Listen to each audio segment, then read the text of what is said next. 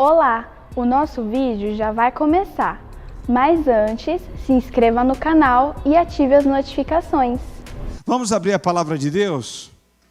Em 1 Pedro capítulo 3, por favor. 1 Pedro 3, vamos ler dos versículos 1 ao 7, nesta noite. Eu quero falar sobre o relacionamento entre marido e mulher. Diz assim: mulheres, sede vós igualmente submissas a vosso próprio marido, para que, se ele ainda não obedece à palavra, seja ganho sem palavra alguma, por meio do procedimento de sua esposa, ao observar o vosso honesto comportamento, cheio de temor. Não seja o adorno da esposa o que é exterior, como frisado de cabelos, adereços de ouro, aparatos de vestuário. Seja, porém, o homem interior do coração unido ao incorruptível trajo de um espírito manso e tranquilo, que é de grande valor diante de Deus.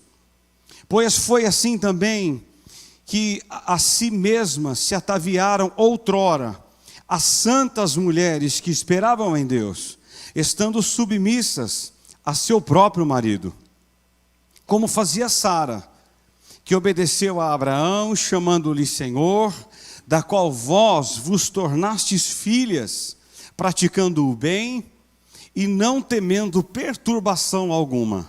Maridos, vós igualmente vivei a vida comum do lar, com discernimento, e tendo consideração para com a vossa mulher, como parte mais frágil. Tratai-a com dignidade, porque sois juntamente herdeiros da mesma graça, para que não se interrompam as vossas orações. Para que não se interrompam as vossas orações. Amém. Amém. Irmãos, esse texto é muito desafiador. E como no domingo à noite passado, eu não vou me exaltar em momento algum, nós vamos apenas conversar. Esse texto é magnífico e ele vai ponderar algumas coisas diante de tudo que nós temos ouvido nesses dias, algumas coisas muito importantes. Esse texto e várias partes da Escritura nos mostra que a família está no centro, no palco da história, como um dos temas mais importantes da sociedade. Eu não sei se alguns de vocês já leram algum livro do Alvin Toffler. Ele disse que a família é o primeiro problema da sociedade. É o primeiro. Porque não existem famílias perfeitas. Por isso, é o primeiro problema da sociedade. Por isso, Pedro e Paulo e tantos outros trataram, e Pedro vai tratar aqui agora da relação entre marido e mulher. Relação entre marido e mulher. O relacionamento saudável entre marido e mulher é o cimento que une a família. Saudável. Nós vamos examinar à luz desse texto a conduta do marido e da esposa no contexto do casamento. Pedro começa com as mulheres e dedica a maior parte da exposição a elas. Eu quero expor algumas coisas para vocês, duas apenas. A atitude da mulher cristã e a atitude do marido cristão. Esses 7 versículos são divididos em duas coisas apenas: atitudes da mulher e atitudes do marido. Ele exemplifica isso com muita clareza e nós vamos entender primeiro as atitudes da mulher. Pedro dá diretrizes claras às mulheres. Primeira, está no versículo 1 que lemos. Ele fala assim: mulheres, sede vós igualmente submissas a vosso próprio marido. Eu aprendo lendo aqui que a submissão da esposa ao marido, primeiro, é um mandamento. Ele diz assim: sede no grego é uma ordem. Sede submissas a vosso próprio marido. O que Pedro está ensinando aqui, irmãos, não é uma submissão servil própria de alguém sem caráter, mas um despojamento do seu próprio eu para se submeter a outro. A palavra submissão no grego é um termo militar que significa estar sobre uma hierarquia. Isso é ser submissa ou submissão. Agora, antes de entendermos o que é submissão, nós precisamos entender o que não é submissão. O que não é submissão? Primeiro, submissão não é inferioridade. Não é. Há um texto que é lido na ceia, de 1 Coríntios 11:3, que Paulo fala assim: quero, entretanto, que saibais que Cristo é o cabeça de todo homem, o homem é o cabeça da mulher, e Deus é o cabeça de Cristo. O Filho tem a mesma substância do Pai, porém, em nenhum lugar das Escrituras, a Bíblia fala que Jesus é inferior ao Pai. Em nenhum lugar. Nenhum. Portanto, contudo, na economia da redenção, Cristo submeteu-se ao Pai, sem jamais ser inferior ao Pai. Do mesmo modo, o marido é o cabeça da mulher, e nem por isso a mulher é inferior ao marido. Submissão não é ser inferior. Segundo, o que não é submissão, não é subserviência.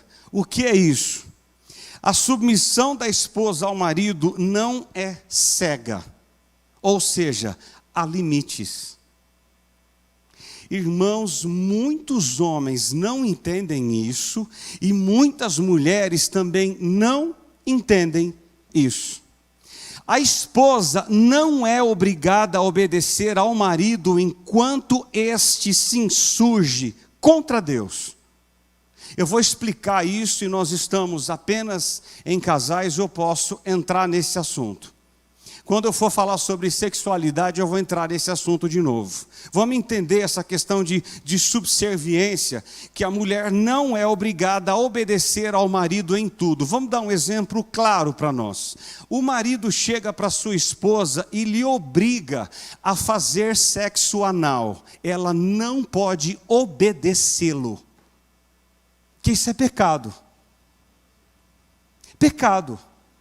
Isso é sodomia. Não. Que nem diz o Isaac, meu filho, não pode. Não. Há aqueles que defendem que a submissão da esposa ao marido deve ser incondicional, uma vez que é o próprio marido que deve arcar com as consequências dessa obediência cega da esposa. Não, por favor, não. A Luciana, ela não pode ser obediente a mim ou submissa a mim, enquanto a sua submissão for insubmissão a Deus. Ela não pode. Entendem isso, irmãos? Não existe isso em nenhum lugar da Escritura. Paulo diz em Colossenses 3,18 o seguinte: esposas, sede submissas ao próprio marido, como convém no Senhor. Aqui está a chave. É no Senhor. É no Senhor. A mulher precisa ser submissa ao marido no Senhor, debaixo do Senhor, é debaixo dele, debaixo da Escritura e da vontade dele para nós. Então a submissão não é ser inferior, submissão não é subserviência, ou seja, obediência às cegas. Irmãos, há muito problema nisso. Infelizmente, em muitas igrejas pentecostais, porque não entende esse negócio direito, e o marido pisa na mulher, e a mulher é um negócio debaixo do pé do marido. Não. 1000 vezes não. o mau uso da Bíblia em exigir que a mulher peque contra Deus para se sujeitar ao seu marido é um grande equívoco. Equívoco. Agora, vimos o que não é. Agora, o que é submissão? Há 3 coisas. O versículo 1 me ensina que a submissão da esposa ao marido é exclusiva. Como assim, pastor? Submissas ao vosso próprio marido, singular. Marido. A mulher não se sujeita a qualquer homem, mas ao seu marido. A exclusividade e a fidelidade conjugal são exigidas apenas para os casados. Casados. Por isso que muito, que nem diz um livro do Napoleão Falcão que eu li lá no início do seminário, o divórcio começa no namoro. E é verdade. Porque muitos namoros, tanto o homem quanto a mulher, eles querem se impor sobre a moça e obrigá-la a fazer coisas como se fossem casados. Vai dar problema. Vai dar problema e dá problema até o dia de hoje. Eu não sei se você já viu algum namoro assim. O rapaz manda na moça, ordena a moça, e a moça, se ela não obedecer, ela entra no chicote. Você já viu algum namoro assim? Eu conheço vários. Então a moça que era feliz, ela está debaixo do chicote, do cabresto, e se ela fizer algo que o namorado ou o noivo não quer, ela quase apanha. Isso não tem base bíblica. Não tem. Então a submissão, diz Pedro, é exclusiva a seu próprio marido. Submissão não é uma questão de inferioridade, mas de funcionalidade. A esposa deve ser submissa a seu marido. Marido. E não a todos os homens. Não. Segundo, a submissão da esposa ao marido é uma oportunidade. Por quê? Olha o final do versículo 1, a segunda parte e o início do versículo 2. Para que, se ele ainda não obedece à palavra, seja ganho, sem palavra alguma, por meio do procedimento de sua esposa, ao observar o vosso honesto comportamento cheio de temor. Entenderam por que oportunidade? A semelhança de Paulo em 1 Coríntios 7, dos versículos 13 ao 16, Pedro não aconselha a mulher cristã a abandonar o marido crente. Não existe isso em nenhum lugar da Escritura. Pedro está falando aqui, eu vou pontear um pouquinho o contexto aqui. Qual é o contexto? Os homens predominavam. Se a mulher se convertesse e o marido viesse depois, o marido não ia obrigatoriamente acompanhar a mulher, mas a mulher era obrigada a acompanhar o marido. Agora, qual é o contexto aqui? A mulher entregou-se a Jesus e o marido não. Irmãos, e esse é um problema crônico da igreja contemporânea hoje. Muitas esposas são e sofrem porque o marido não é. Eu e a Luciana, que está na porta, conhecemos a irmã do Anchieta, uma irmã que ora toda a madrugada, e ela chora, porque o marido não a deixa ir em alguns cultos públicos da igreja. Ele não deixa. E Deus já usou até cavalo, Alisson, para falar com o homem, mas ele não se converte. Ele não quer. Esse texto é para esse tipo de público. A esposa é e o marido não. Também, Pedro não aconselha a esposa a polemizar o marido tentando ganhá-lo para Cristo à força. Pedro não está dizendo isso aqui. Muito pelo contrário, ele diz, seja ganho. Não é sem pregação. Não é isso que Pedro está dizendo. Não seja ganho sem palavra alguma. Ele não está dizendo assim, ó, você vai ganhar o seu marido sem pregação. Não, ele não está falando isso. sem palavra alguma se preciso for, pregue, mas dê o seu testemunho. Sem palavra alguma. Tem muitas mulheres, louvamos a Deus porque vocês já estão casadas e o cônjuge seu está aqui. Tem mulher que quer ganhar o marido à força. Vamos para a igreja, Satanás. Vamos para a igreja, filho do diabo. E ela quer enfiar Jesus goela abaixo. Ela ora, ela faz campanha, ela faz jejum, ela sobe nas árvores, ela faz aquilo que precisa ser feito. Ela faz. Porém, às vezes, muita esposa não dá testemunho. Eu não sei se você já ouviu aquela frase, eu costumo falar algumas vezes nas renovações das alianças. Você gostaria de casar com ele de novo? Algumas falam dentro, está amarrado. Está amarrado. Olha, pastor, na verdade eu quero que ele morra.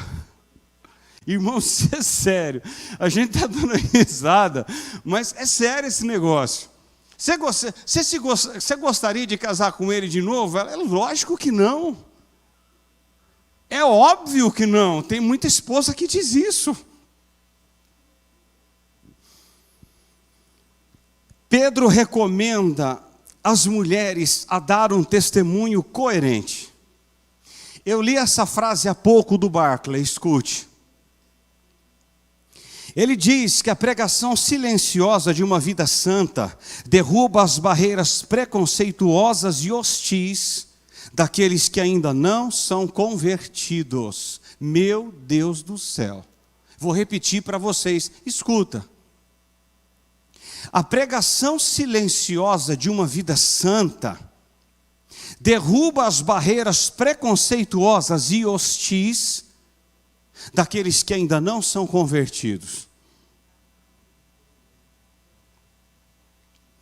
A submissão da esposa ao marido é um testemunho eficaz e fala mais alto do que testemunhos eloquentes. Ontem eu vi um testemunho da Ana Paula Valadão. Esse testemunho dela tem, acredito que uns 5 anos atrás. Seu esposo é o Gustavo, eles são da Batista da Lagoinha. E certa feita ela disse isso no culto de mulheres, a igreja estava super lotada.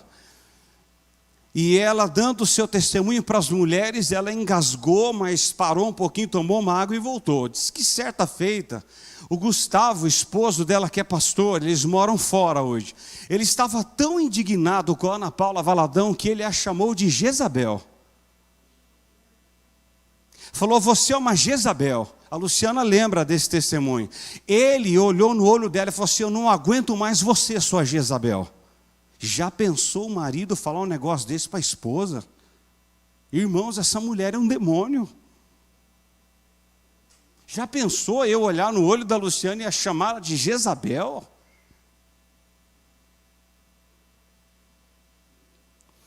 Isso é sério.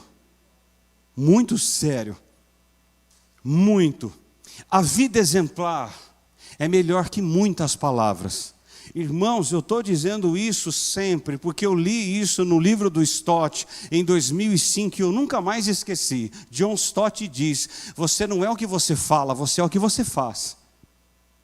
John Stott disse isso. Eu não sou o que eu falo, eu sou o que eu faço. Eu não sou aqui no púlpito, eu sou na minha casa.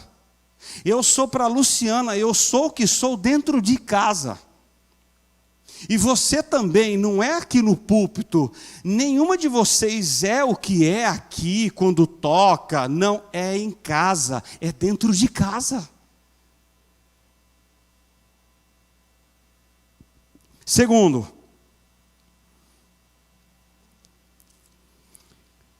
Pedro trata agora, além da submissão, ele vai falar agora da beleza externa da mulher cristã. Olha o versículo 2. Ao observar o vosso honesto comportamento e cheio de temor. Irmãos, as mulheres do primeiro século não tinham participação na vida pública. e nem acesso ao trabalho fora do lar. Elas viviam dentro do lar. As mulheres ricas da época gastavam o seu tempo e dinheiro com coisas fúteis, e muitas delas investiam toda a sua energia em cuidar de sua beleza exterior, renegando uma posição de descaso da beleza interior. Irmãos, quando você lê algo na Bíblia, sempre tem um contexto. Por que Pedro fala da beleza exterior primeiro? Porque ela é necessária. Porém, deve haver um equilíbrio entre o cultivo da beleza interior e a manifestação graciosa do exterior. Olha o que Pedro diz no versículo 3: não seja o adorno. Interessante é que a palavra adorno aqui vem de cosmos. O que significa cosmo? O universo ordenado em oposição ao caos. Agora a palavra cosmo vem de cosmético. A palavra cosmético que as mulheres amam, e muitos homens também, vem de cosmo, vem de cosmos, vem de adorno. Pedro está orientando as mulheres cristãs a não colocarem toda a sua atenção nos adereços exteriores, mas cultivarem a beleza interior. Se não, vejamos, ele cita 3 coisas. Primeira, diz o versículo 3, o frisado dos cabelos. Naquela época, as mulheres usavam penteados extravagantes para chamarem toda a atenção. As mais ricas introduziam em suas crenças joias caras e até mesmo pedras preciosas, uma tremenda ostentação. Com isso, atraíam para elas toda a atenção. Segundo, ele usa também no versículo 3 os adereços de ouro. A palavra adereços é paristeus, que significa exatamente tudo aquilo que a mulher pode pendurar em seu corpo, como colares, brincos e braceletes. O problema, irmãos, não vai pensar que Pedro está proibindo, não, ele não está proibindo. O problema destacado não é o uso, mas o abuso. O problema era o abuso da época. Abuso. Então Pedro fala dos adereços de ouro. Não é a modéstia, mas o excesso. A mulher precisa usar, mas equilíbrio. E terceiro, ele usa também o aparato do vestuário, no final do versículo 3. Pedro orienta as mulheres cristãs, para resumir aqui essa questão exterior, a serem modestas e decentes quanto ao vestuário. Equilíbrio em tudo. Equilíbrio no quê? Nos cabelos. Equilíbrio o quê? Nos ouros. E equilíbrio no vestuário. É preciso ter equilíbrio. A Bíblia não nos ordena usar apenas calça e não nos ordena usar apenas saia. Mas Pedro diz, seja equilibrada. Se você for usar uma saia, use equilíbrio. Se você for usar uma calça, seja equilibrada. Equilíbrio. Essa é a beleza exterior. Terceiro, Pedro fala agora da beleza interior da mulher cristã. Interior. Primeiro, submissão. Segundo, cuide de fora. Equilíbrio. Não durma com a camiseta do vereador. Equilíbrio. Não vá dormir com a camiseta do Belinati, senão sua mulher acorda assustada à noite. Equilíbrio. Equilíbrio, ok? Agora ele fala da beleza interna da mulher. E ele dá diretrizes para isso e dá 3. Primeira está no versículo 4. Pedro. Ele fala assim, cuide mais do coração do que da aparência. Olha o 4, a primeira parte. Seja, porém, o homem interior do coração. Interior do coração. Pedro diz mais ou menos assim para a nossa sociedade: em vez, mulheres, de vocês tomarem um banho de loja, seja adornada e lavada pela palavra. Nossa!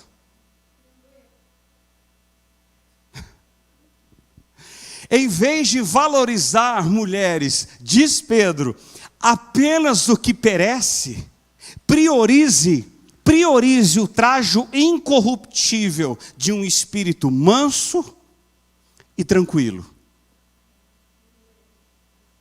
Que formidável!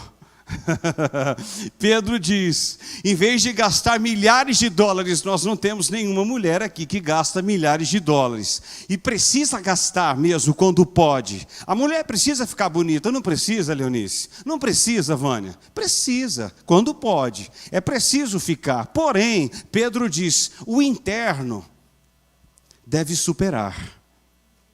O interno. Segundo, ele diz ainda no versículo 4 que a mulher deve cuidar mais daquilo que tem valor diante de Deus do que é valorizado pelos homens. Olha o 4, a segunda parte. Unido a um incorruptível trajo de um espírito manso e tranquilo. Por quê, Pedro? Porque isso tem grande valor diante de Deus. Grande valor diante de Deus. Irmãos, a mulher cristã, ela precisa estar mais interessada em agradar a Deus do que homens. Diz o Senhor. Porém, ao agradar a Deus, ela torna-se uma bênção para o marido. Notaram a junção? Ela obedece a Deus e agrada a Deus, porém, ao agradar a Deus, ela agrada ao marido. Formidável. Bendito. O que se não tem mais valor, volta. O que não se vê, tem mais valor diante de Deus. Aquilo que o seu marido não vê, ou seja, dentro, tem mais valor para Deus. É o que importa para Deus. E eu falei antes do equilíbrio. Equilíbrio. Irmãos, é muito bonito ver uma mulher bem vestida, eu acho muito bonito. Mas para Deus, o interior cobre o exterior. Cobre. Tem mais valor para Deus o que está dentro do que está fora. Então isso me ensina que os adereços exteriores não podem segurar um casamento. Aquilo que podemos comprar com o nosso money não segura casamento. Não segura. Mas o interior, esse segura. Uma mulher que tem o interior santo, essa segura. Essa vale para Deus. E aí, depois de lambuja para quem pode, fica bem vestida, louvado seja o nome do Senhor. Terceiro, Pedro diz agora que as mulheres precisam seguir o exemplo das santas mulheres do passado. Rapaz, isso é tão maravilhoso. Olha o 5 e o 6. Foi assim também que a si mesmas se ataviaram. Outrora, as santas mulheres que esperavam em Deus, estando submissas a seu próprio marido, como fazia Sara, que obedeceu a Abraão, chamando-lhe Senhor, da qual vós tornastes filha, praticando o bem e não temendo perturbação alguma. Irmãos, as mulheres do passado, embora não fossem perfeitas, deixaram um legado importante, primeiro para as mulheres do nosso tempo, um legado digno de ser imitado. E quais eram as marcas dessas mulheres? 1, 2, 3, 4. 4, a primeira está no versículo 5, olha aí.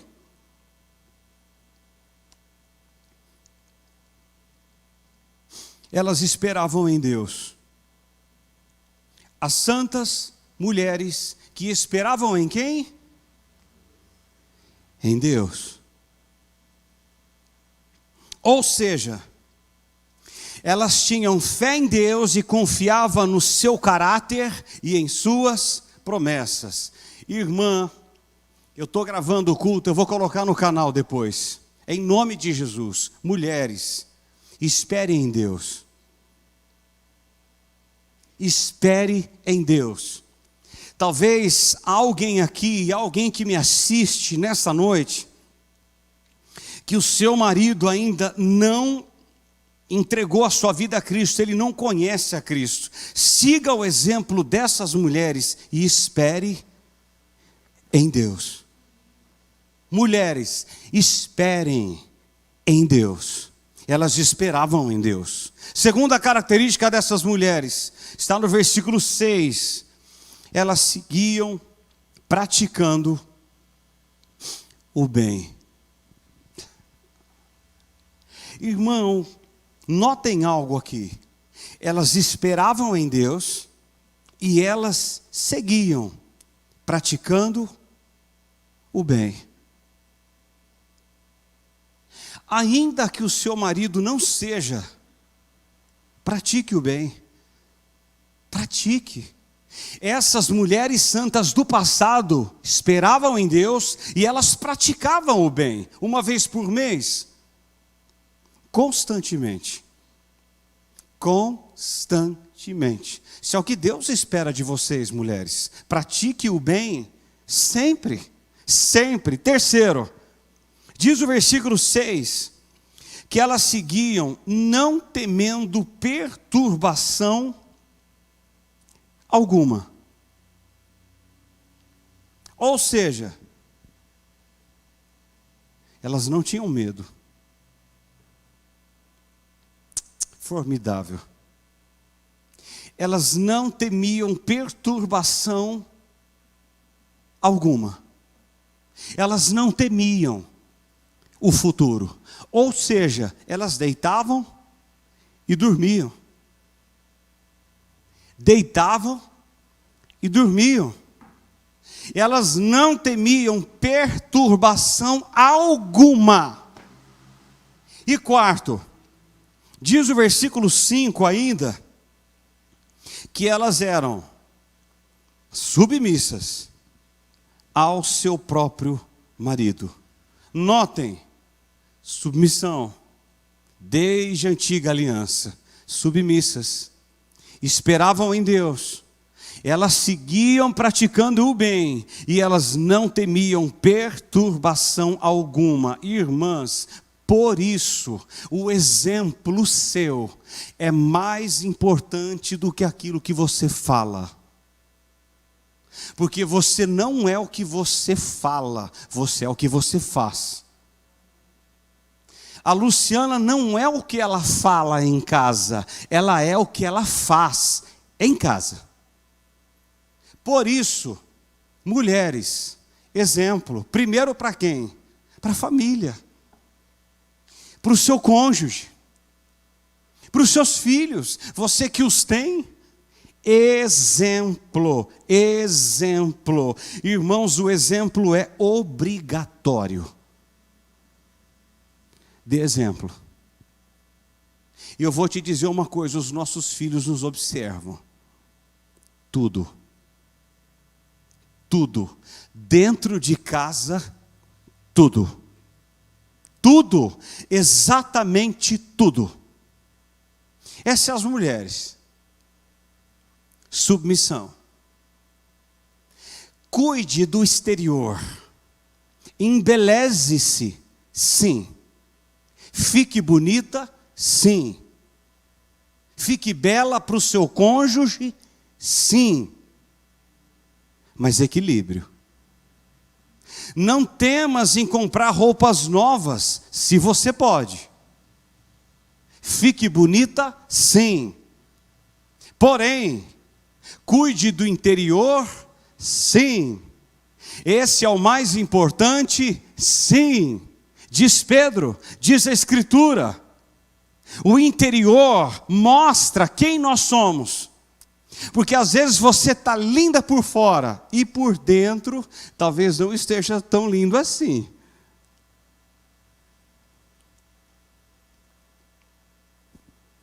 Porém, agora nós vamos ver as atitudes do marido. Quais as atitudes do marido cristão? Irmão, sabe o que eu noto? Deus é tão tremendo e Ele usou homens inspirados pelo Espírito dEle. Não há confusão e não há contradição em nenhum lugar da Escritura, nenhum lugar. Ele usou homens inspirados para escrever aquilo que Ele queria que fosse escrito. E eu vejo mais uma vez aqui que há um equilíbrio entre privilégios e responsabilidades, entre direitos e deveres. Sproul disse algo, homens, presta atenção, agora é para nós. Sproul disse que é mais fácil uma mulher ser submissa ao seu marido do que o marido amar a igreja como Cristo amou a igreja e se entregou por ela. É mais fácil a mulher ser submissa ao marido, diz Sproul, do que o marido amar a esposa. Desafiador. Como a Cristo amou a igreja e a si mesmo se entregou por ela.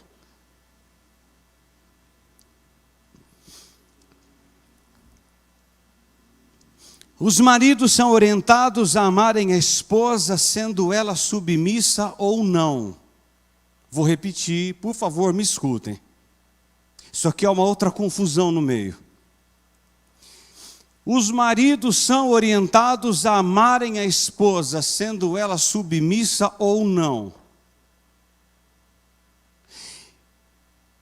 E a mulher precisa ser submissa ao seu marido. Sim, senhoras. Grande desafio. Agora, Pedro destaca 4 cuidados dos homens. Primeiro é o aspecto físico. Olha o versículo 7. Maridos, vós igualmente.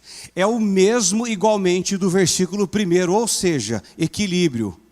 Hadishat, equilíbrio. Equilíbrio. Vós mulheres, equilíbrio. Agora, maridos, vós igualmente vivei a vida comum do lar.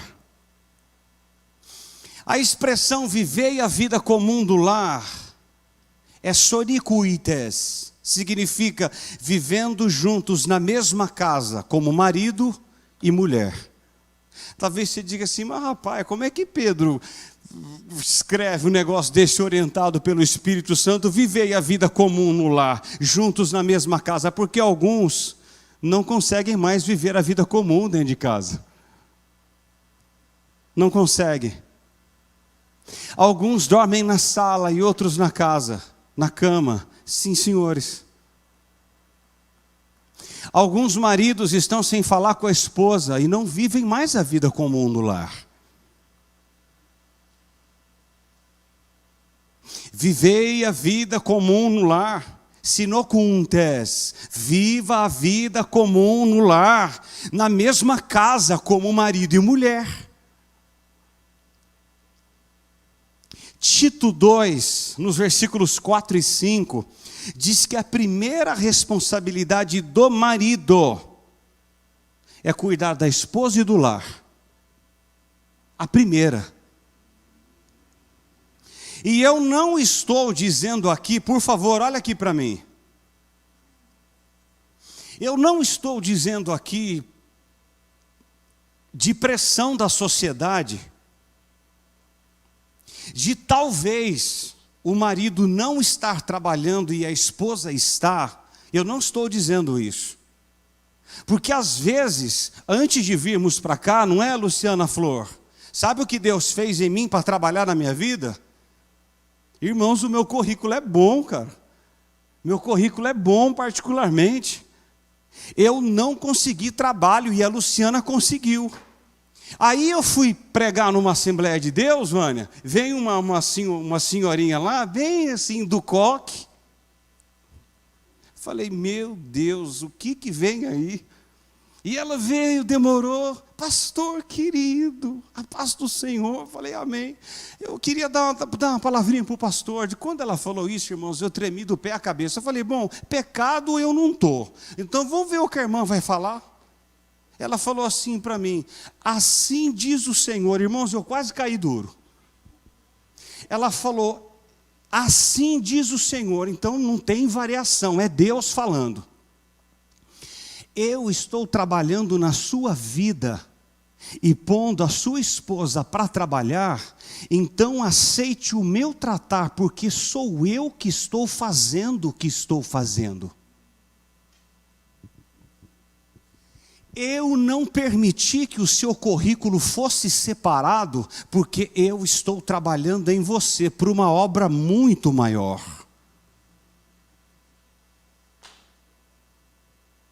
Eu não estou falando disso, mas o que Pedro está dizendo é que a primeira responsabilidade do marido, estando trabalhando ele ou não, é cuidar do lar e da esposa. Isso é viver a vida comum no lar. Tudo bem? Segundo, Pedro fala agora do aspecto intelectual. Olha o versículo 7 ainda. Vivei sino com com discernimento. Viva a vida comum. Tenham tudo em comum. Sabe o que é ter tudo em comum? É você entrar no mesmo quarto, no mesmo lugar, sentar na mesma mesa,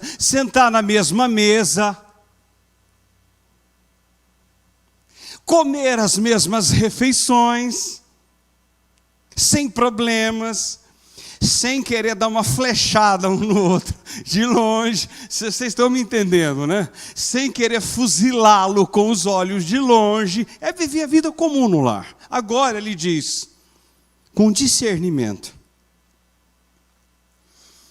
Irmãos, o discernimento também é base do conhecimento. Homem e mulher têm profundas diferenças físicas e emocionais. Essas diferenças, entretanto, contudo, complementam a relação. O marido cristão precisa, Senhor, me ajuda, papai. O marido cristão precisa conhecer as variações de humor,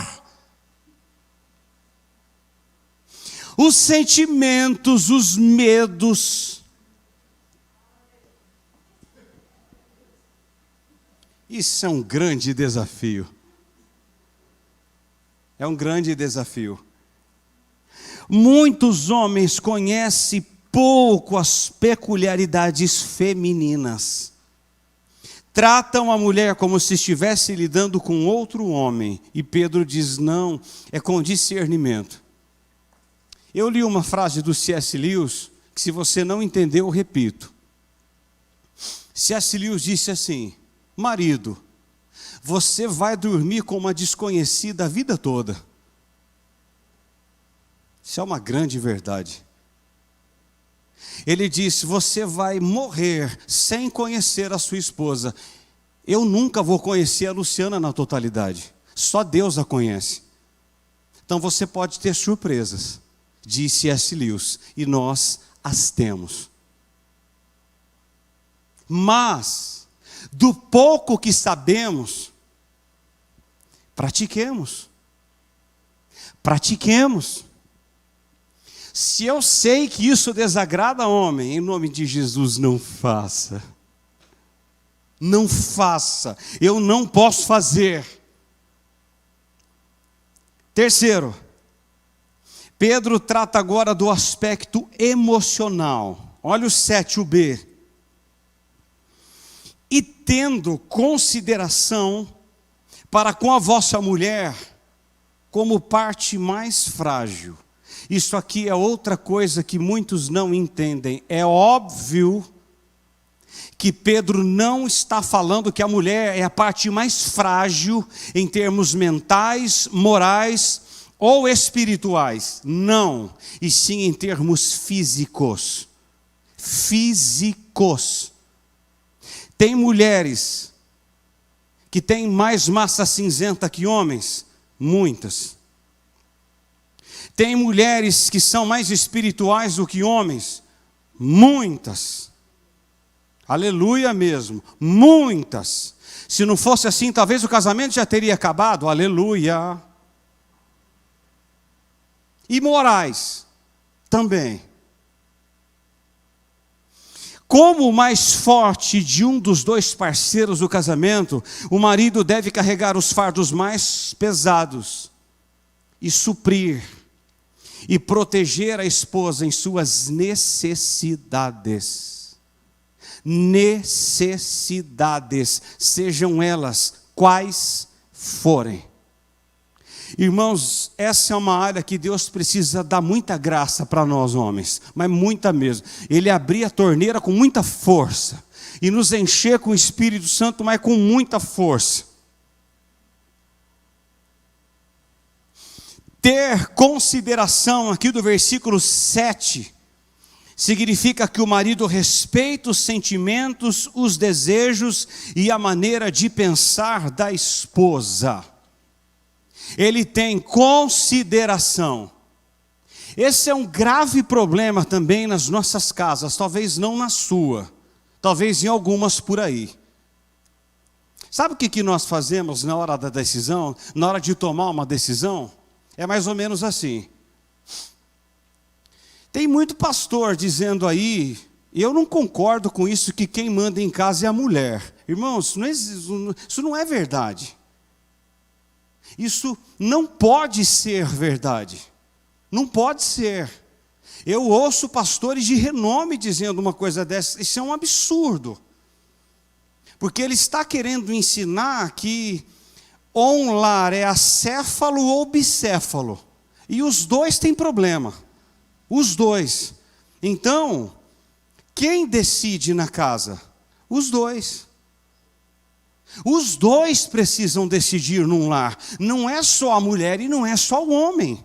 Quando vai comprar o que for necessário comprar, meu amor, você está de acordo? Eu estou de acordo. Oraram. Então decidam. Agora, um marido que é a mulher que toma a decisão, irmãos, isso é um problema.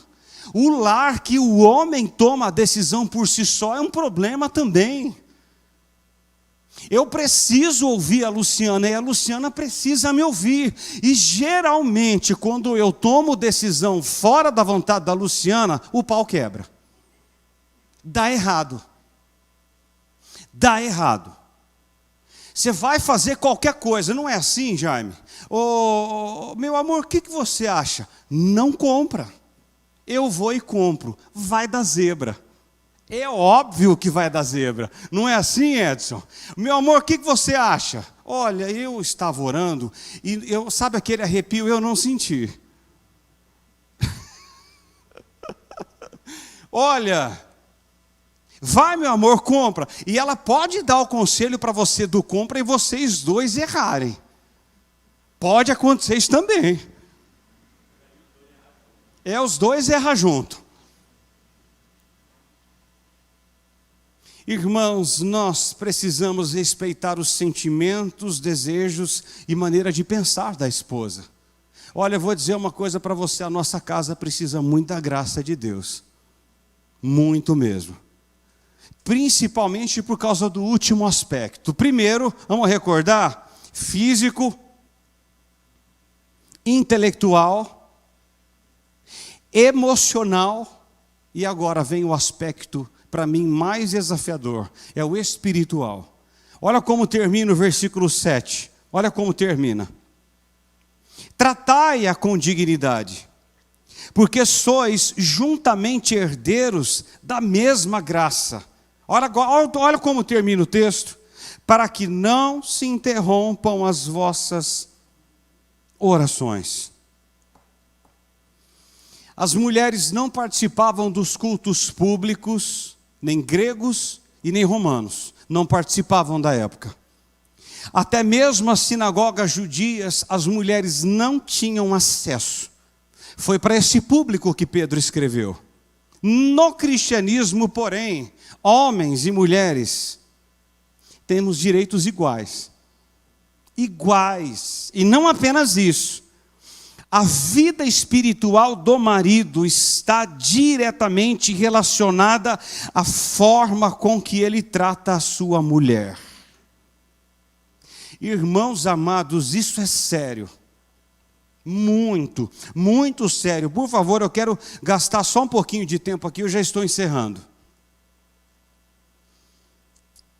A minha vida espiritual, em última instância, está completamente ligada de como eu trato a Luciana. Vou dar um exemplo para vocês. O pau quebra em casa e eu venho pregar, não passa do teto. Não chega na lâmpada. A irmã do louvor, a que faz vibratos espetaculares e é tenor, ela quebra o pau com o marido em casa, irmão Luiz. Ela quebra a vassoura nas costas do santo de Israel. Aí ela pega o microfone como se nada tivesse acontecido e vamos, não chega na lâmpada. Mas na lâmpada, irmãos, eu tenho muito problema com esse negócio. Muito problema, porque eu não posso vir aqui com problema com a Luciana em casa. Eu prefiro não vir. Não vir. Porque a Luciana sentada no banco, ela vai olhar para mim e vai falar assim: rapaz, esse homem é um hipócrita. Pastor Eloy arranque o 38 e fuzile esse homem. Ele é um hipócrita. Rapaz, olha, eu tremo na base com isso. Sinceramente. Eu prefiro não subir. Eu prefiro ficar sentado no banco.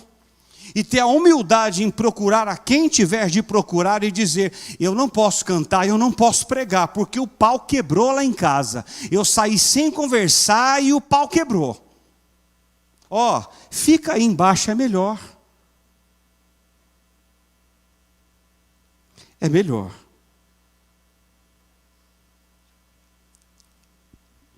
O que Pedro está dizendo, uma frase do Umi Homer. Ele diz assim: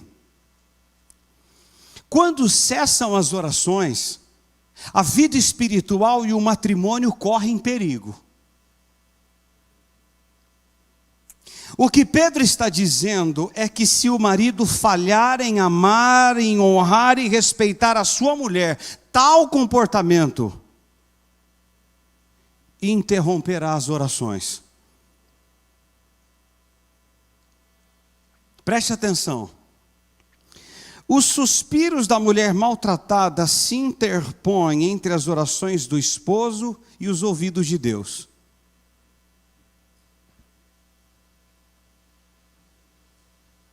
Ou seja, se não estiver bem em casa, Deus não ouve orações. Diz a Escritura, para que não sejam interrompidas as vossas orações. Irmãos, isso é seríssimo. E Pedro está falando para quem? A princípio, marido e mulher. Homem e mulher.